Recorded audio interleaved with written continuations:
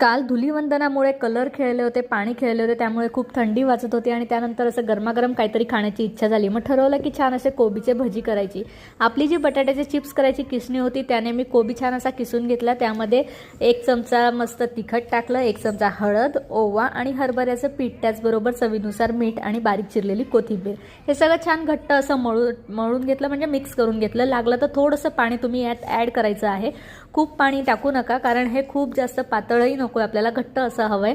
आणि छान तेल गरम झालं की ही भजी आपण तळून घेणार आहोत। छान अशी कुरकुरीत क्रिस्पी भजी तयार झाली होती आणि जी थंडी होती त्यानंतर ही भजी खाल्ल्यानंतर पूर्ण थंडी अशी निघून गेली आणि खूप छान वाटलं। गरम गरम भजी तुम्ही चटणी किंवा सॉस सोबतही खाऊ शकता।